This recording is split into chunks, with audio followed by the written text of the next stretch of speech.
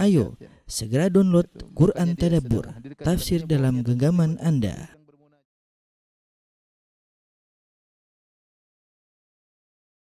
Bismillahirrahmanirrahim. Assalamualaikum warahmatullahi wabarakatuh. Alhamdulillahi ala ihsanih wa syukru lahu ala taufiqihi wa amtinanih. Asyhadu an la ilaha illallah wahdahu la syarika lahu ta'ziman li sya'nih. Wa asyhadu anna Muhammadan abduhu wa rasuluhu da'ira ridwanih. Allahumma shalli alaihi wa ala alihi wa ashabihi wa ikhwanih. Ikhwan dan akhwat yang dirahmati Allah Subhanahu wa taala, para ibu-ibu Majelis Ta'lim Al-Ittiba yang dirahmati oleh Allah Subhanahu wa taala, kita melanjutkan bahasan kita dari tafsir surat Al-Baqarah dan kita masuk dari awal juz 2 yaitu ayat 142. Allah Subhanahu wa taala berfirman, "Sayaqulu sufaha'u minan nasi ma wallahum an qiblatihim allati kanu 'alaiha."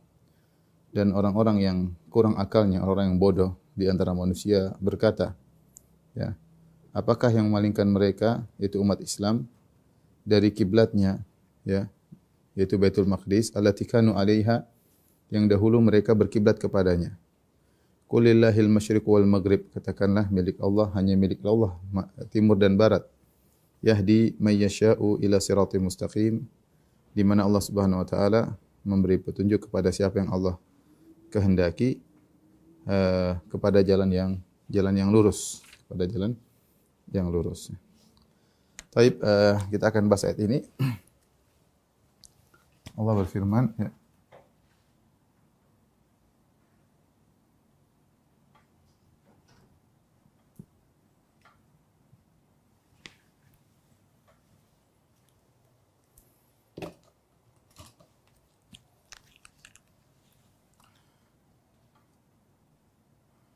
Sayaqulu as-sufaha minan nasi ma wallahum an qiblatihim allati kanu 'alaiha.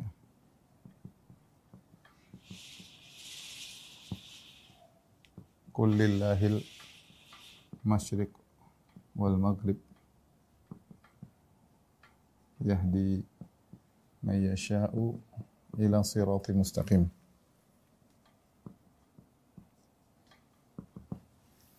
Allah Subhanahu wa taala berfirman, sayaqul, ya. Orang-orang bodoh akan berkata, ya. Ini akan berkata orang-orang bodoh,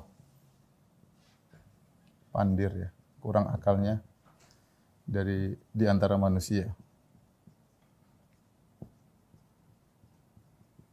Ma wallahum an qiblatihim allati kanu 'alaiha. Apa yang menyebabkan umat Islam berpaling dari kiblat yang sebelumnya mereka menghadapnya?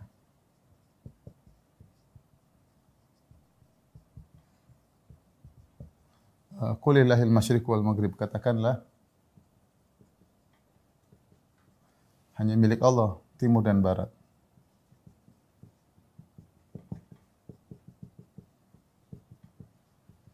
Timur dan barat. Yahdi may yasha' ila siratal mustaqim. Allah memberi petunjuk kepada siapa yang Ia kehendaki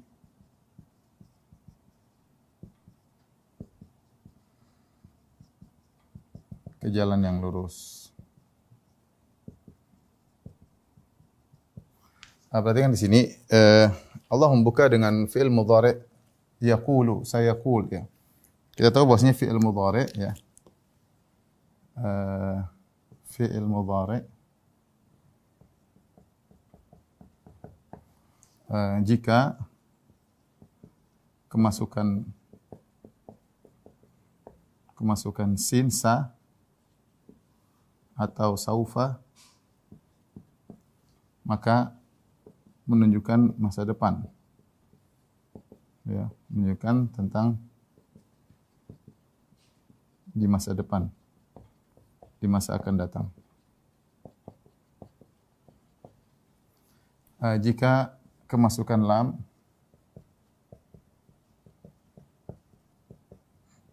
lam ya, menunjukkan pas, menunjukkan masa lalu. Itu menjadi al-madhi ya. Itu menjadi al-mustaqbal. Kalau tidak kemasukan keduanya, jika kosong, maka bisa menunjukkan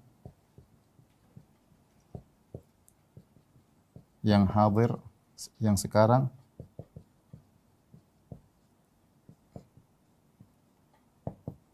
dan masa depan, mustaqbal. Contoh di sini, misalnya kita masukkan yaqul, perhatikan sini, yaqulu, ini fi'il mudhari. Artinya sedang berkata atau akan berkata. Kalau artinya yaqul, ya, artinya sedang atau akan berkata. Kalau saya contohkan, saya masukkan lam, ada lam yaqul. Lam yaqul, ini ada lam masuk di sini, artinya jadinya apa? Artinya tidak berkata. Jadi maknanya masa lalu, dia tidak berkata. Tidak berkata. Tentang kembali, makanya kalau lam disebut dalam bahasa Arab jadi harfu qalabin. Harfu qalabin itu merubah dari fi'il mudhari menjadi fi'il madhi. Seakan-akan maknanya maqala, dia tidak berkata. Padahal datang dalam fi'il mudhari, lam yaqul artinya dia tidak berkata. Tapi kalau ada sa atau saufa, ini pasti maknanya akan. Misalnya sayaqul atau saufa yaqul. Artinya kalau sayaqul artinya akan berkata. Ya. Kalau saufa ada artinya nanti, ada masa jarak. Nanti akan berkata.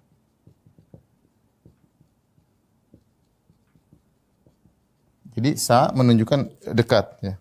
Sa menunjukkan waktu dekat, sebentar lagi akan berkata. Ini berkaitan dengan fi'il mudhari. Nah, apa kaitannya dengan ayat kita di sini?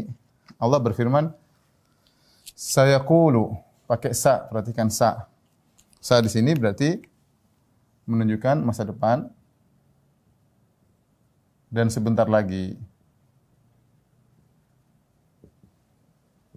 akan berkata. Jadi maksudnya Allah menjelaskan ketika terjadi perubahan kiblat, Allah katakan sayaqul, sebentar lagi kau akan dengar wahai Muhammad.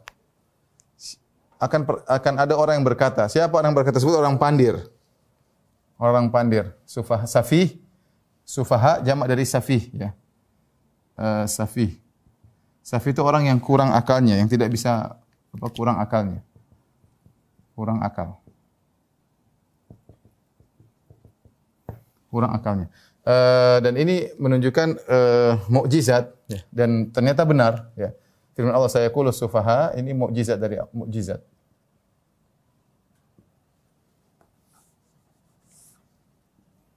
Mukjizat tentang masa depan. Dan ternyata benar, akhirnya ketika kiblat dirubah dari Baitul Maqdis ke Ka'bah, banyak orang yang komentar.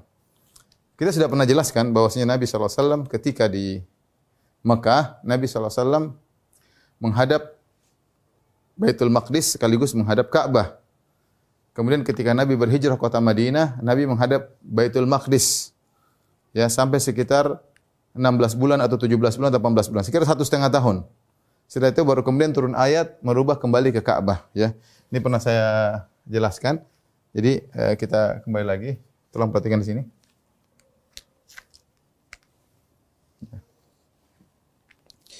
Jadi ada ketika Nabi di Mekah, ya.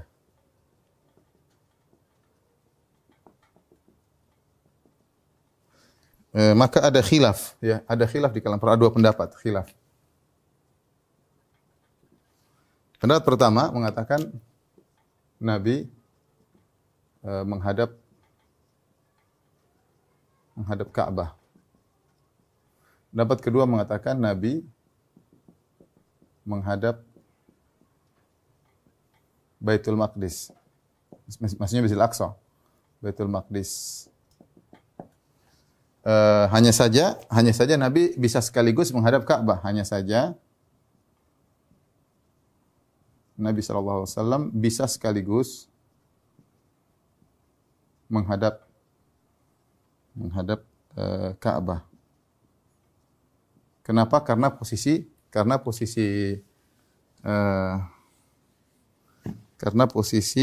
Ka'bah di sebelah karena posisi Baitul Maqdis sebelah utara. Jadi kita gambarnya ini utara Madinah ya. Syam, Palestina, Baitul Maqdis.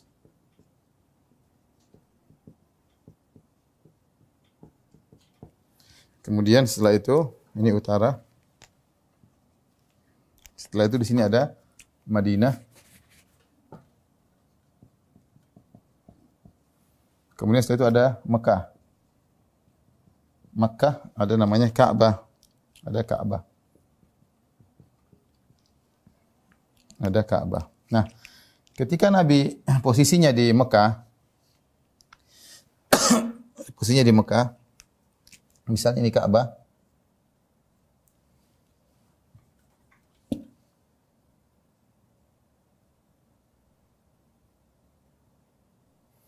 Nabi bisa menghadap ke Ka'bah sekaligus ke Baitul Maqdis. Nabi bisa, kalau Nabi posisinya dia arahnya di Nabi berdiri di arah selatan, maka Nabi akan bisa menghadap Ka'bah sekaligus menghadap Baitul Maqdis. Sebagian ulama berpendapat, ini yang dilakukan oleh Nabi selama di Mekah. Nabi tidak pernah sholat begini, Nabi tidak pernah sholat begini, Nabi tidak pernah sholat begini. Nabi selalu sholatnya ke arah Ka'bah sekaligus menghadap Baitul Maqdis. Ini pendapat pertama. Ya. Perhatikan, ini Madinah, ini Mekah. Ya. Ini Syam. Jadi selalu Nabi melakukan demikian, bisa menghadap Ka'bah sekaligus Baitul Maqdis. Ini pendapat pertama. Ini pendapat kedua, maaf. Kemudian setelah itu Nabi pindah ke Madinah, hijrah ke Madinah.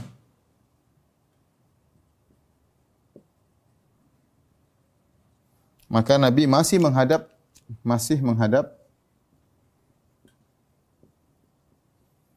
Baitul Maqdis. Kurang lebih 1,5 tahun. Kurang lebih. Ketika Nabi pindah ke Madinah, ya, maka Nabi menghadapnya begini, membelakangi Ka'bah. Perhatikan ini. Ini posisi Nabi. Ya. Adapun yang pertama, begini. Perhatikan. Jadi bisa menghadap Ka'bah sekaligus menghadap utara. Tapi ketika di Madinah Nabi menghadap ke Baitul Maqdis membelakangi Ka'bah ini selama 1,5 tahun. Baru setelah itu terjadi perubahan kiblat. Jadi kira-kira 2 bulan sebelum perang Badar. Lalu terjadi perubahan kiblat.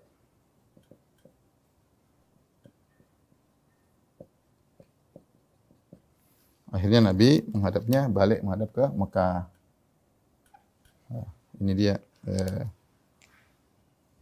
menghadap ke Mekah. Ini pendapat pendapat pertama ya, Nabi menghadap Baitul Maqdis. Pendapat kedua berpendapat bahwasanya Nabi menghadap ketika di Mekah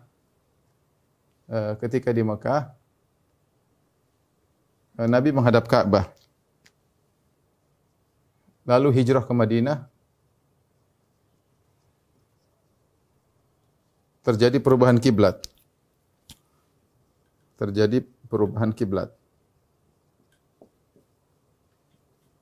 Kiblat ya. Kiblat dari Ka'bah ke Baitul Maqdis. Selama 1,5 tahun.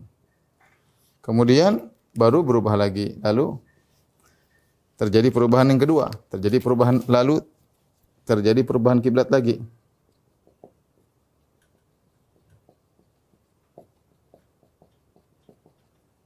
Lagi ke Ka'bah. Dan ini dua-dua pendapat ini disebutkan oleh Al-Qurtubi dalam tafsirnya dan dua-duanya ada salafnya. Jadi saya ulangi, pendapat pertama, Nabi sejak di Mekah ketika diwajibkan salat memang sudah diwajibkan pertama kali sudah menghadap Baitul Maqdis. Namun Nabi bisa melakukan salat menghadapi Ka'bah sekaligus mensiasati untuk bisa menghadap Ka'bah sekaligus Baitul Maqdis, itu dengan cara salat di arah selatan menuju ke arah utara sehingga menghadap Ka'bah sekaligus Baitul Maqdis. Ya. Setelah Nabi pindah ke Madinah, hal itu tidak bisa dilakukan karena harus menghadap utara sehingga membelakangi Ka'bah. Ketika setelah 1,5 tahun baru kemudian Nabi menghadap Ka'bah membelakangi Baitul Maqdis. Ini pendapat pertama. Pendapat kedua, pertama Nabi menghadap ke Ka'bah, terserah menghadap begini, terserah. Ya, pendapat yang kedua, Nabi dulu menghadap Ka'bah, mau begini, meskipun belakang Baitul Maqdis enggak ada masalah. Ketika hijrah ke kota Madinah terjadi perubahan kiblat. Dari menghadap Ka'bah menjadi Baitul Maqdis. Kemudian setelah 1,5 tahun kembali lagi kepada menghadap Ka'bah. Jadi kalau pendapat pertama perubahan kiblat terjadi sekali. Pendapat kedua perubahan kiblat terjadi 2 kali. Ya, ini bedanya di situ. Ya. Kalau berarti di sini perubahan kiblat 2 kali. Pendapat yang kedua ya. Kiblat 2 kali. Kalau yang ini perubahan kiblat cuma sekali.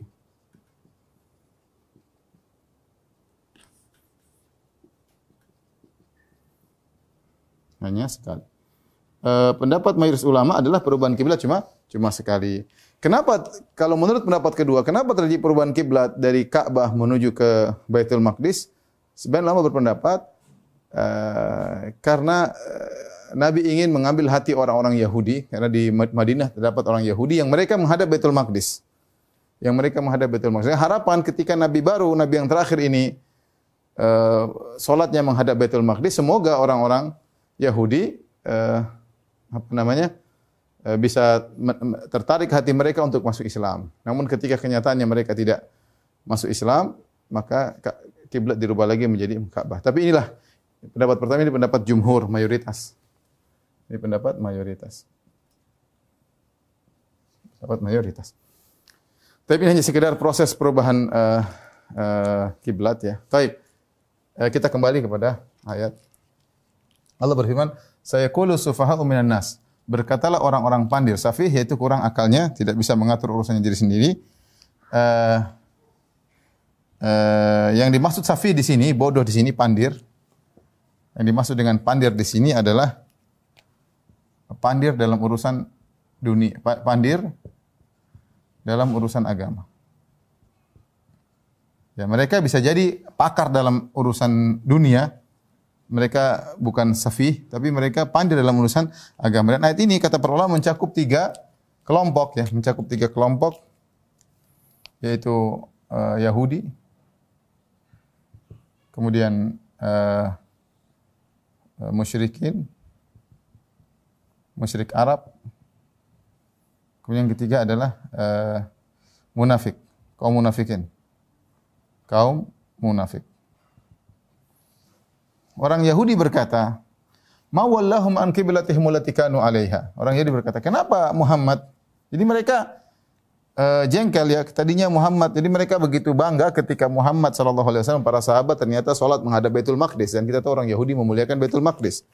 Tiba-tiba Muhammad mengadakan perubahan, jadi mereka jengkel. Kata mereka, "Ngapain mereka merubah merubah kiblat dari Baitul Maqdis menuju Ka'bah? Apa yang buat mereka berpaling?" Yahudi berkata. Orang musyrikin Arab juga berkata, lihat, Muhammad kembali lagi ke Ka'bah. Karena orang musyrikin Arab mengagungkan Ka'bah.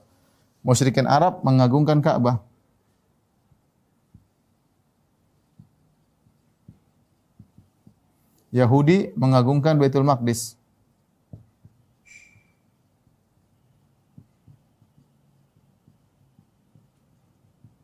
Sehingga dua-duanya, kalau yang musyrik Arab, mereka bilang, lihat, Muhammad rindu dengan tempat kelahirannya di Mekah. Nanti suatu saat dia akan kembali lagi ke kesyirikan. Komentar. Kaum munafik komentar juga ya, mereka melihat kaum muslimin bimbang lihat. Kaum muslimin enggak jelas kata mereka, bimbang.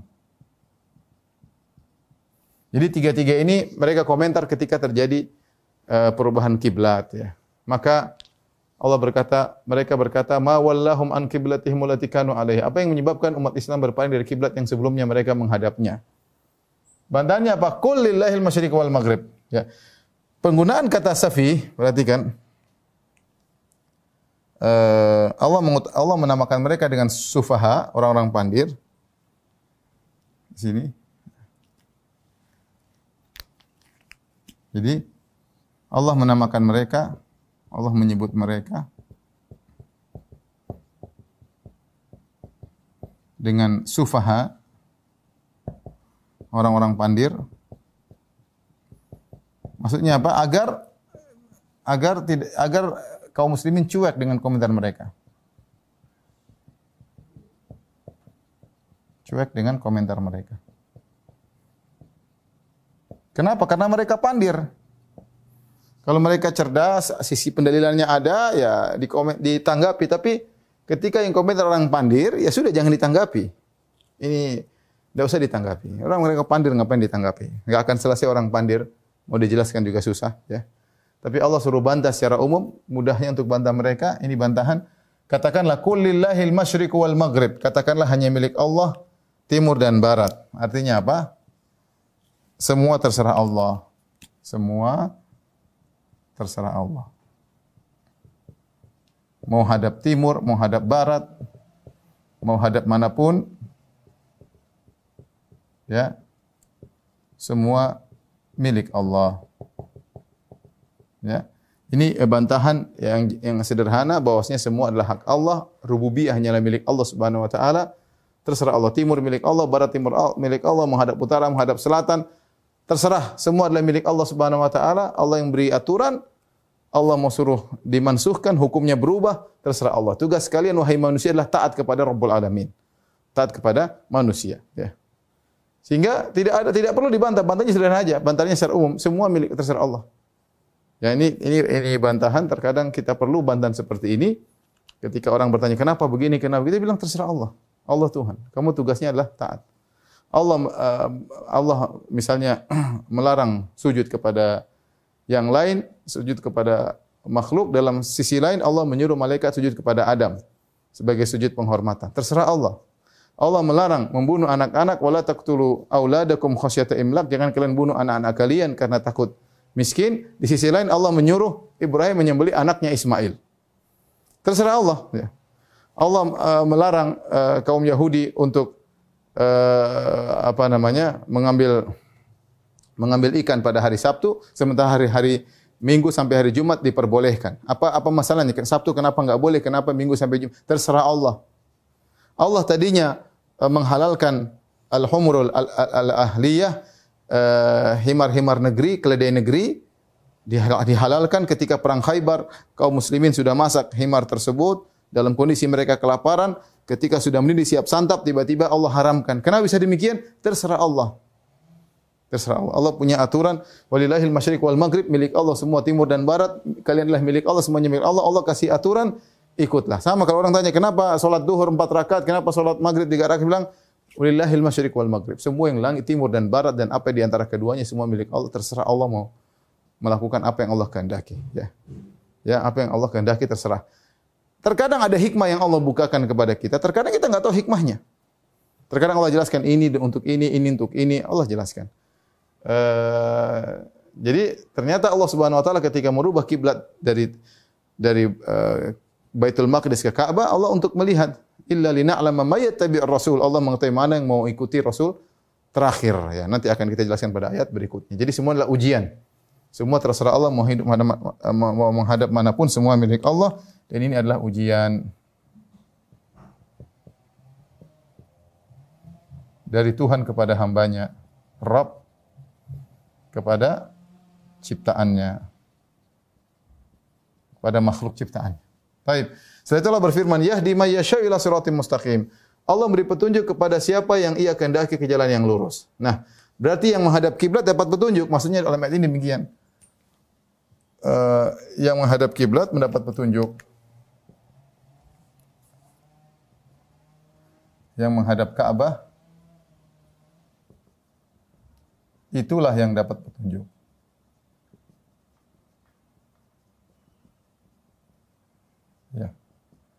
Dan kiblat para nabi seluruhnya adalah menghadap Ka'bah, ya. Nanti akan datang hadis bahwasanya Ka'bah adalah kiblat yang benar. Orang Yahudi Nasara mereka tersesat, mereka tidak menghadap kiblat. Jadi yang menghadap kiblat itu yang mendapat petunjuk dari Allah Subhanahu wa taala. Nabi Ibrahim alaihissalam yang merupakan nenek moyang Yahudi Nasrani, dia yang membangun Ka'bah. Nabi Ibrahim alaihissalam yang merupakan nenek moyang Yahudi Nasrani dan Arab, Bani Israel dan Arab Quraisy, semuanya nenek moyangnya adalah Ibrahim alaihissalam. Maka yang bangun Ka'bah adalah Ibrahim. Makanya harusnya yang di kiblat adalah Ka'bah, ya. Kiblat adalah Ka'bah. Yahudi menghadap Baitul Maqdis adalah penyimpangan, kesalahan, ya. Dan kita ada di antara hikmahnya, seandainya Nabi SAW menghadap Baitul Maqdis, maka orang-orang musyrikin akan berkata, lah, dia meninggalkan nenek moyangnya, ya, bahwasanya Ibrahim yang bangun Ka'bah, kenapa dia menghadap ke Baitul Maqdis, ya. Tapi intinya ini semua adalah ujian, dan yang menghadap Ka'bah itulah yang mendapat petunjuk menuju jalan yang lurus. Berarti yang tidak menghadap Ka'bah telah sesat. Yang tidak menghadap Ka'bah berarti telah sesat, karena Ka'bah adalah jalan yang lurus yang dibangun oleh Nabi Ibrahim alaihissalam. Baik. Ini dulu, kita lanjutkan ayat berikutnya. Tolong dihapus. Firman Allah selanjutnya, ya.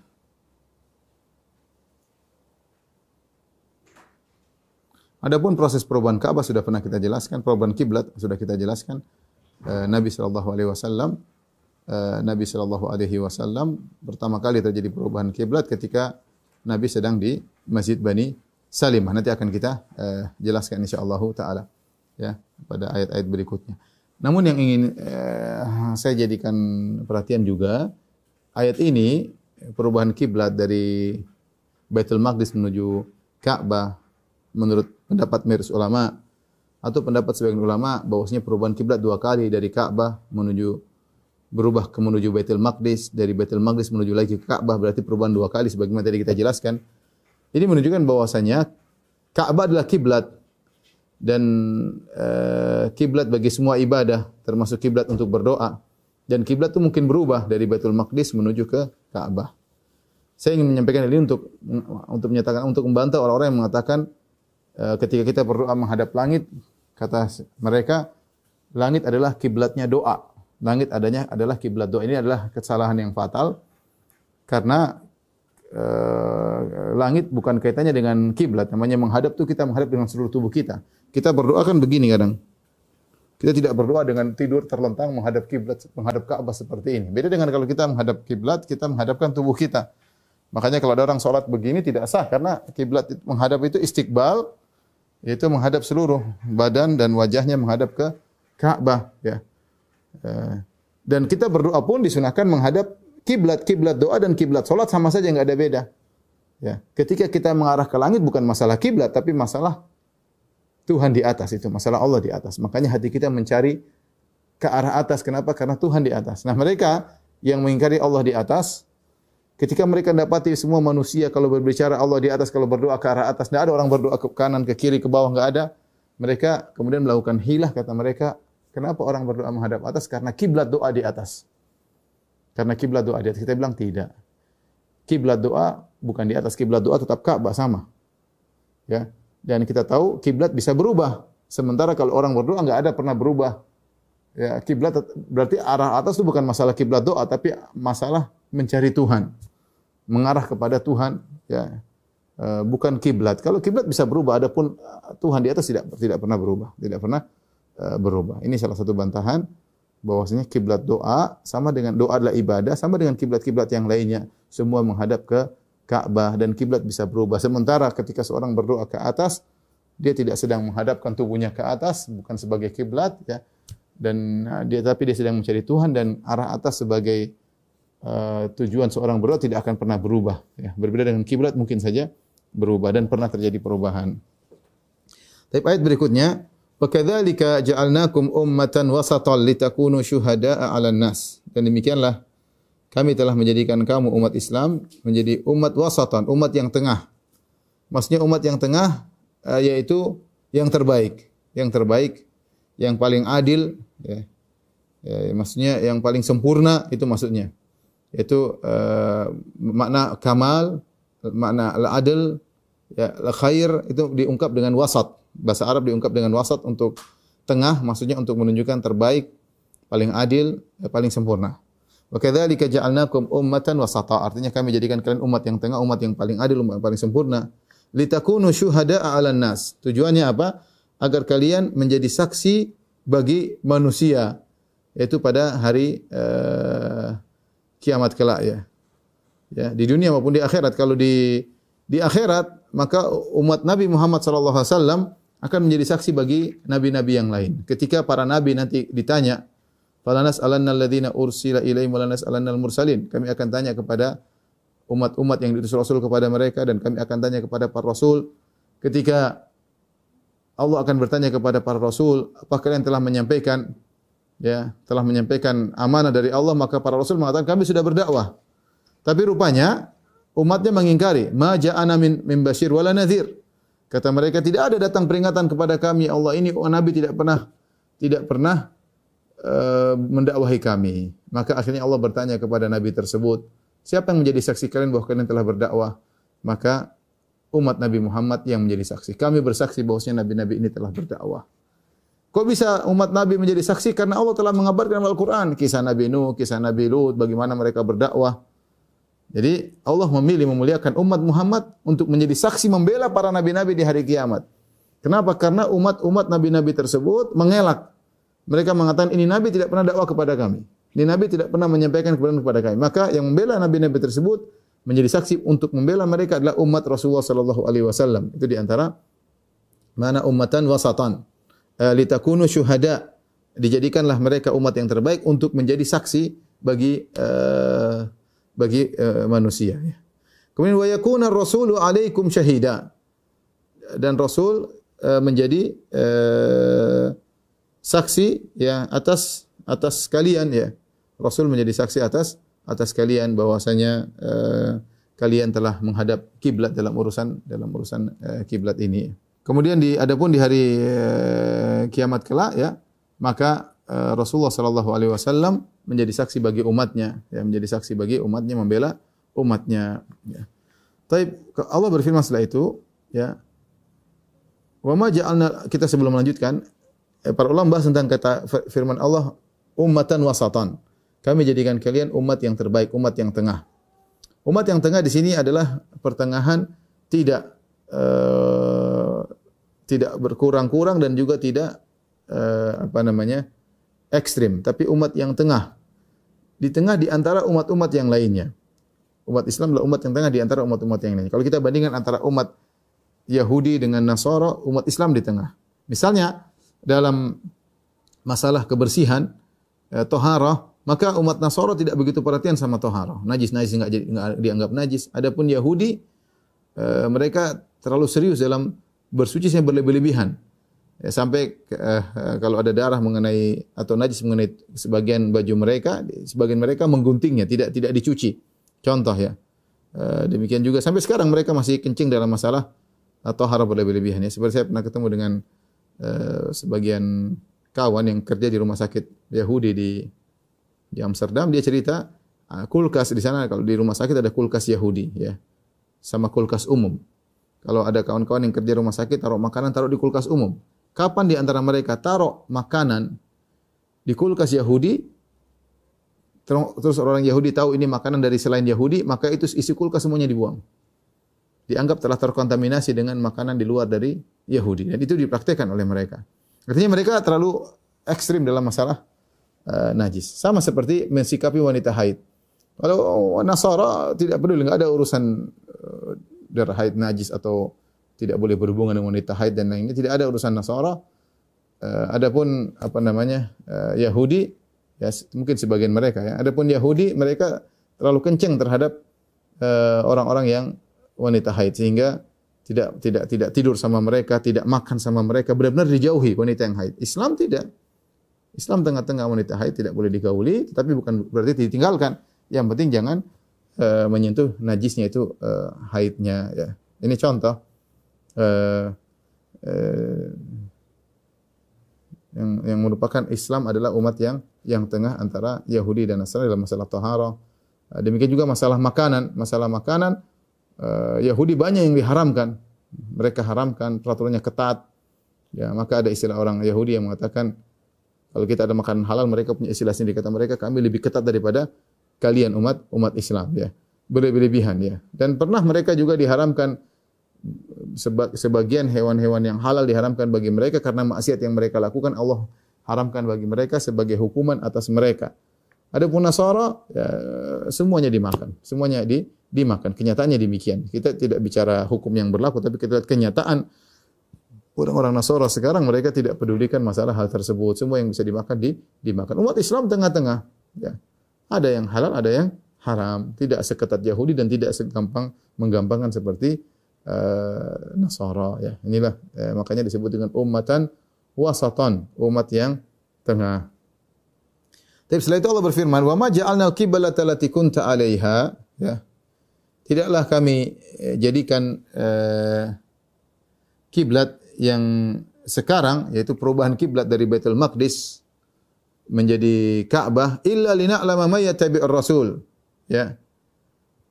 Mimman yanqalibu ala aqibai, yaitu kata Allah, kecuali kami melakukan perubahan kiblat tersebut agar kami mengetahui siapa yang nyata, supaya nyata siapa yang mengikuti Rasul dan siapa yang membelot mundur ke belakang. Yang qalibu ala aqibai maksudnya yang murtad, yang mundur ke belakang. Oleh karenanya ketika perubahan kiblat ini terjadi, ada sebagian disebutkan oleh para ahli tafsir, sebagian ada yang murtad, ya, dan sebagian ada yang munafik, ya, dan banyak yang bertahan. Ya, yang murtad atau munafik terpengaruh dengan perkataan orang bodoh, terpengaruh dengan provokasi Yahudi, terpengaruh dengan provokasi Nasara, musyrikin, dan terprovokasi orang munafik, sehingga ada yang di antara mereka murtad, ada di antara mereka yang jadi munafik, ya. Makanya Allah mengatakan, wa in kanat lakabiratan illa 'alal ladzina hadallah, ya. Dan sungguh pemindahan kiblat itu memang terasa berat, ya. In kanat maksudnya innaha kanat lakabira. Sungguh ini adalah perkara yang berat, perubahan kiblat.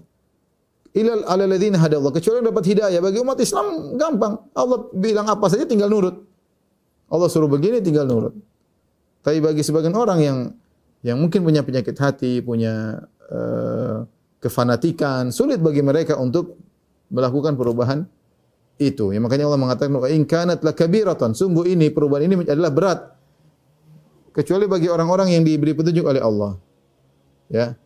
Wa ma kana Allahu liyudhi'a imanakum. Allah tidak akan menyia-nyiakan, ya, iman kalian. Innallaha bin-nasi laraufur rahim. Sungguhnya Allah Maha Pengasih lagi Maha Penyayang kepada manusia. Tapi dari sini kita tahu ayat ini bahwasanya di antara tujuan Allah merubah kiblat dari Baitul Maqdis menuju Ka'bah illa lina'lama may yattabi'ur rasul. Allah ingin tahu siapa yang mengikuti Rasul Muhammad sallallahu alaihi wasallam, yang tegar mengikuti petunjuk Nabi Muhammad sallallahu alaihi wasallam dibandingkan dengan orang yang murtad, yang balik ke belakang, ya.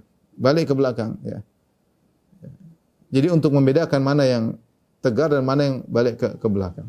Dan Allah jelaskan sebenarnya perkaranya mudah, tinggal jalankan perintah Tuhan. Ya, kita saja disuruh oleh Allah Subhanahu wa taala untuk salat, meletakkan dahi di tanah misalnya untuk menyembelih, untuk ini kita bilang ini perintah Tuhan, mau diapain? Tuhan yang perintahkan. Kalau seorang beriman mudah bagi dia untuk melakukannya, tapi kalau orang punya penyakit hati, maka akan terasa berat. Kenapa sih Muhammad rubah-rubah Ka'bah? Kenapa rubah-rubah kiblat, ya? Ya. Kemudian kata Allah, wa ma kana Allahu liyudhi'a imanakum. Allah tidak akan menyia-nyiakan iman kalian. Iman di sini maksudnya adalah di antaranya adalah salat. Karena ayat ini turun, disebutkan ketika turun ayat ini terjadi perubahan kiblat, sebagian sahabat memikirkan sahabat-sahabat mereka yang sudah meninggal dunia. Ada sebagian sahabat yang meninggal dunia sementara mereka hanya menghadap Baitul Maqdis. Jadi mereka meninggal di kota Madinah sebelum terjadi perubahan kiblat dari Baitul Maqdis ke Ka'bah. Nah, sahabat-sahabat yang masih hidup yang mengalami perubahan kiblat ini kasihan mikirkan teman-teman mereka yang sudah meninggal sementara mereka tidak sempat berubah kiblat dari Baitul Maqdis ke Ka'bah, mereka keburu meninggal. Maka mereka bertanya kepada Rasulullah, bagaimana dengan kawan-kawan dahulu? Lihat bagaimana pedulinya mereka terhadap kawan-kawan mereka. Kawan-kawan kita dulu salatnya hanya menghadap Baitul Maqdis. Salat mereka bagaimana?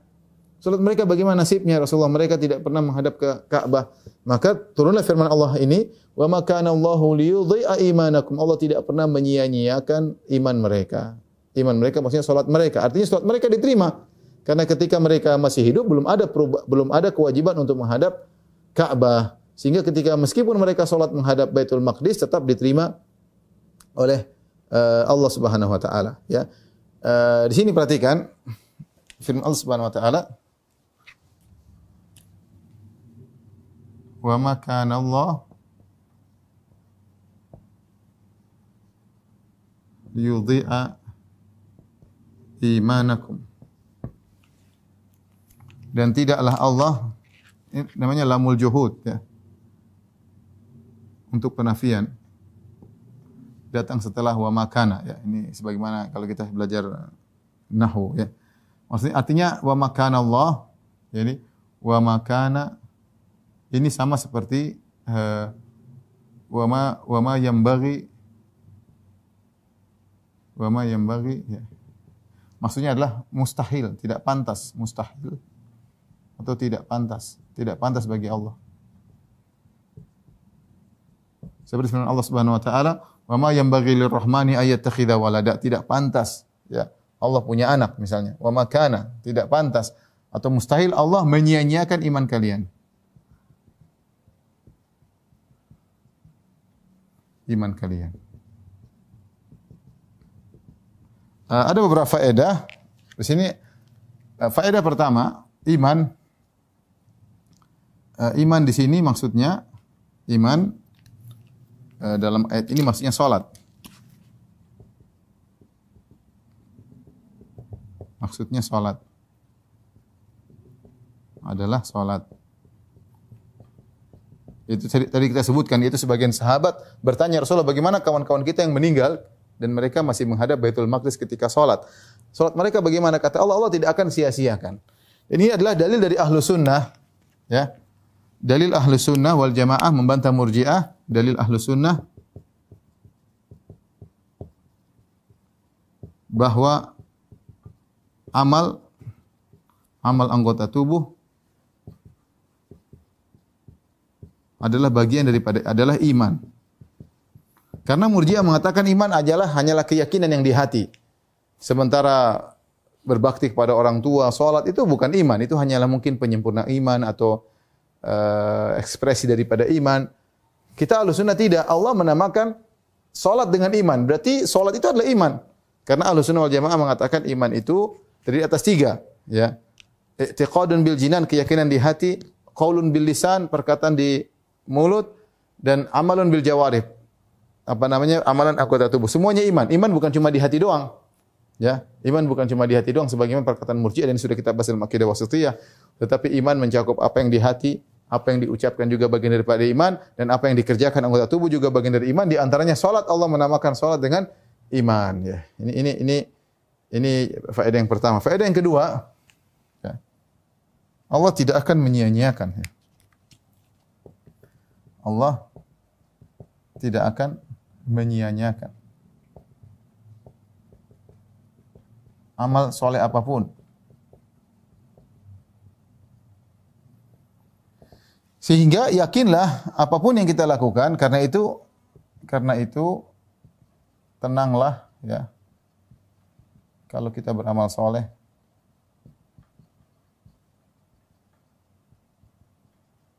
pasti ada hasilnya, pasti ada balasannya. Ya, enggak usah khawatir. Kata Allah Subhanahu wa taala, "May ya'mal mithqala dzarratin khairan yarah." Siapa yang melakukan kebajikan meskipun sebesar dzarrah, dia akan melihatnya. Allah tidak akan, mustahil bagi Allah menyia-nyiakan. La takhiran minal ma'rufi syai'in wa lan talqa akhaka bi wajhin taliq. Jangan kau meremehkan kebaikan sedikit pun meskipun hanya tersenyum. Senyum, kita senyum sama saudara kita, amal saleh. Allah tidak akan menyia-nyiakan. Benar, Allah tidak akan menyia-nyiakan. Anda bersedekah meskipun sedikit. Anda mungkin WA saudara untuk menyenangkan hatinya. Semuanya ada tercatat. Allah tidak akan menyia-nyiakan. Mustahil bagi Allah menyia-nyiakan. Jangan sampai kita merasa ada yang terlupakan, ada yang terlewatkan. Enggak. Jangan apa yang kita lakukan, apa yang terbetik di hati, apa yang tergores di hati, apa yang dilirik oleh mata, semuanya tercatat. Tidak ada yang Allah sia-siakan. Apalagi kalau orang beriman, Allah catat dan bisa jadi Allah semakin berkahi amalan tersebut menjadi besar di sisi Allah Subhanahu wa taala. Dan ini maksudnya ini tasliyah, hiburan atau motivasi bagi orang yang beriman untuk beramal soleh. Yakinlah bahwa amal mereka tidak akan tersia-siakan. Orang lain mungkin enggak lihat, enggak ada masalah.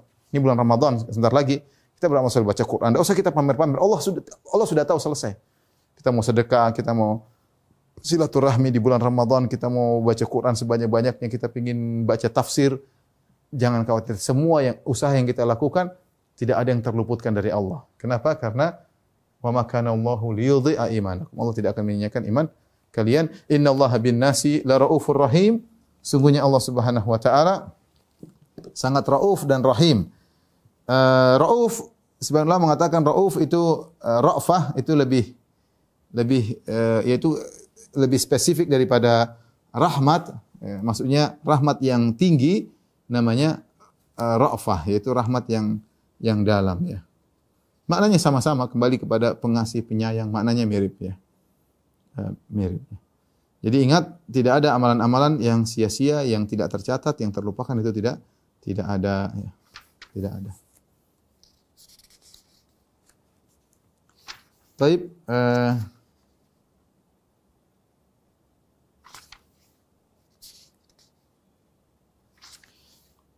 kita lanjutkan ayat berikutnya. Allah Subhanahu wa taala berfirman,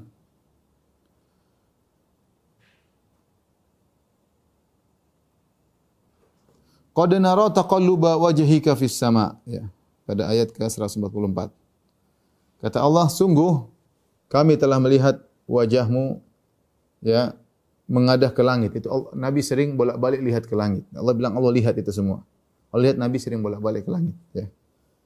Falanuwalliyannaka qiblatan tardhaha. Kata Allah, maka sungguh kami akan memalingkan kalian ke kiblat yang kau sukai, ya. Allah akan palingkan kiblat kepada kiblat yang kau sukai, wahai Muhammad. Fawalli wajhaka syatral masjidil haram. Maka arahkanlah mukamu ke arah Masjidil Haram. Inilah ayat di mana bahwasanya terjadi perubahan kiblat. Wa haitsu ma kuntum fawallu wujuhakum syatrah. Dan di mana saja kamu berada, maka arahkanlah wajahmu ke arah Ka'bah atau Masjidil Haram. Wa innal ladzina utul kitaba la ya'lamun annahu al-haqqu min rabbihim. Dan sungguhnya orang diberikan Alkitab, mereka benar-benar tahu bahwasanya hal ini adalah berpaling ke Masjidil Haram itu benar-benar dari Allah Subhanahu wa taala. Allah yang perintahkan. Wa mallahu bighafilin amma ya'malun, dan Allah sekali-sekali tidak lengah dari apa yang mereka kerjakan, ya. Ayat ini menjelaskan bahwasanya Nabi sallallahu alaihi wasallam ketika hijrah ke kota Madinah dan Nabi selama 1,5 tahun salat tidak bisa menghadap Ka'bah, maka Nabi rindu untuk bisa menghadap Ka'bah. Tapi Nabi tidak ungkapkan, ya, tapi Allah tahu isi hati Nabi sallallahu alaihi wasallam. Yang Nabi lakukan, Nabi sering lihat ke langit. Karena Allah di atas. Berharap ada wahyu yang turun dibawa oleh malaikat Jibril untuk merubah kiblat dari Baitul Maqdis menuju Ka'bah. Dan itu terus berlanjut. Dan Allah mengatakan Allah Maha melihat. Qad nara, sungguh kami melihat. Bolak-baliknya wajahmu ke arah langit. Allah melihat. Allah Maha melihat. Kejadian tersebut Allah Maha melihat. Ini bukan cuma melihat, bukan artinya mengetahui, tapi benar Allah melihat karena Allah Sami' Basir, ya. Tidak sebagaimana perkataan dari sebagian Asy'ariyah yang mengatakan melihat maksudnya mengetahui, dan ini dibantah dan tidak benar, ya, bahwasanya melihat itu sifat tersendiri. Melihat beda dengan berilmu. Melihat beda dengan berilmu. Adapun Asy'ariyah mereka mengembalikan makna melihat dengan maksudnya mengetahui, ya. Ini adalah pendapat yang keliru. Qad nara taqalluba wajhika fis sama, kami melihat wajahmu bolak-balik ke langit, ya. Rasulullah SAW rindu agar turun wahyu agar berubah kiblat dari Baitul Maqdis menuju Ka'bah. Falanuwalliyannaka qiblatan tardhaha. Kata Allah, sungguh kami akan palingkan engkau ke arah kiblat yang kau sukai. Subhanallah, bagaimana sayangnya Allah kepada Nabi Muhammad sallallahu alaihi wasallam. Nabi cuma lihat bolak-balik, ya. Allah bilang, kami akan palingkan engkau ke kiblat yang kau ridhai, ya. Tentu ada penundaan, kenapa tidak langsung? Semua ada hikmah yang Allah kehendaki. Tapi Allah mengatakan, falanuwalliyannaka, sungguh kami akan palingkan engkau ke kiblat yang kau ridha, yang kau sukai, wahai Muhammad. Karena Allah berkata, fawalli wajhaka syatral Masjidil Haram. Kalau begitu, ya, arahkan wajahmu ke arah Masjidil Haram. Disuruh menghadap Masjidil Haram, yaitu Ka'bah. Ya. Wa haitsu ma kuntum, kau dimanapun.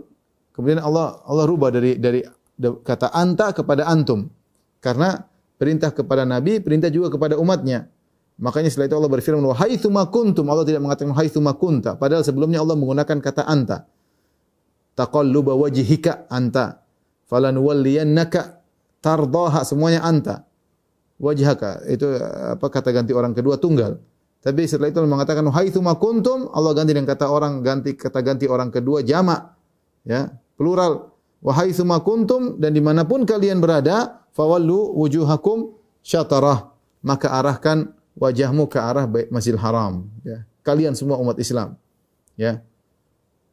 Dan inilah ayat yang menunjukkan perubahan kiblat. Sebelumnya Allah kabarkan akan terjadi perubahan kiblat, akan ada orang-orang yang komentar, ya, dan turun ayat tentang perubahan kiblat. Sebagaimana pernah kita jelaskan, awal terjadi perubahan kiblat ketika Nabi sallallahu alaihi wasallam sedang di Masjid Bani Salimah yang dikenal dengan Masjid Kiblatain sekarang, Masjid Al-Kiblatain sekarang, di mana Nabi salat duhur 2 rakaat masih menghadap Baitul Maqdis. Pada rakaat ketiga turun ayat kemudian buat Nabi sallallahu alaihi wasallam berubah menghadap ke Ka'bah pada rakaat ketiga.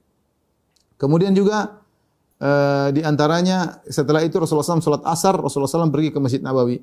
Rasulullah SAW pergi ke Masjid Nabawi, kemudian Rasulullah SAW salat asar menghadap Ka'bah langsung. Adapun penduduk kota Kuba, mereka belum sampai kabar kepada mereka. Mereka masih salat menghadap ke Baitul Maqdis. Kabar sampai mereka ketika salat subuh. Dalam sebagian riwayat salat subuh. Mereka sedang salat subuh, sedang ruku. Tiba-tiba ada yang mengatakan ala innal qiblata qad huwilat. Sungguhnya kiblat telah berubah. Dan mereka sudah menunggu isu-isu adanya kiblat berubah, tapi mereka belum pasti ada kabar. Ketika ada yang menyampaikan kabar bahwasanya kiblat telah berubah dari Baitul Maqdis menuju Ka'bah, mereka sedang ruku, mereka berubah langsung dalam kondisi ruku. Bagaimana caranya? Enggak tahu. Allah bisa menjelas mereka berubah dari menghadap ke Baitul Maqdis menuju ke Ka'bah, ya. Inilah proses terjadinya perubahan kiblat. Kemudian Allah berfirman, "Innal ladzina utul kitaba la ya'lamuna annahu al-haqqu min rabbihim." Sungguhnya orang-orang yang diberi Alkitab, yaitu Nasara maupun Yahudi, mereka tahu bahwasanya kiblat yang benar adalah Ka'bah. Bahwasanya perintah perubahan kiblat dari Baitul Maqdis menuju ke Ka'bah itu perintah Allah. Mereka tahu. Menakjubkan, mereka tahu tapi mereka membangkang, mereka tetap ngayal untuk tidak mau mengikuti Rasulullah sallallahu alaihi wasallam. Tidak lain karena fanatis kepada kesukuan Yahudi mereka. Ya. Fanatis kepada kesukuan Yahudi mereka. Mereka tidak mau ada nabi dari selain Bani Israel, ya. Padahal mereka tahu la ya'lamuna annahu al-haqqu min rabbihim. Sungguh-sungguh mereka mengetahui bahwasanya ini perubahan kiblat adalah kebenaran yang datang dari Rabb mereka. Makanya setelah itu Allah berfirman, "Wa ma Allahu bighafilin amma ya'malun." Allah tidak lalai dari perbuatan mereka. Artinya perbuatan mereka ini ada hitungannya. Jangan disangka Allah tidak tahu kalau mereka tahu. Allah tahu kalau mereka tahu bahwasanya Muhammad atas kebenaran. Allah tahu. Allah tahu bahwasanya Yahudi Nasrani punya ilmu bahwasanya perubahan kiblat dari Baitul Maqdis ke menuju Ka'bah adalah kebenaran perintah Allah Subhanahu wa taala. Mereka benar-benar tahu. Makanya Allah mengatakan la ya'lamuna, sungguh mereka benar-benar tahu. Annahul haqqu mir rabbihim, ini adalah ada kebenaran dari Rabb mereka, dan Allah tutup dengan ayat mengancam wa mallahu bighafilin amma ya'malun, dan Allah tidak lalai dari apa yang mereka lakukan. Dari apa yang mereka lakukan. Semua ada hisabnya pada hari kiamat dan semua ada tanggung jawabnya, ya. Baik, mungkin sampai di sini dulu. Ibu yang dirahmati Allah Subhanahu wa taala. Insyaallah kita lanjutkan pada ayat 45 di kesempatan yang lain. Baik, demikian saja ya apa yang bisa saya sampaikan. Insyaallah kita lanjutkan di kesempatan yang lain. Kurang lebihnya saya mohon maaf kepada Majelis Ta'lim Al-Ittiba dan juga yang lainnya, ibu-ibu. Semoga tetap semangat untuk menuntut ilmu, ya. Dan semoga kita bisa menyambut bulan Ramadan dengan kondisi yang terbaik dengan taufik dari Allah Subhanahu wa taala. Wabillahi taufiq wal hidayah. Assalamualaikum warahmatullahi wabarakatuh.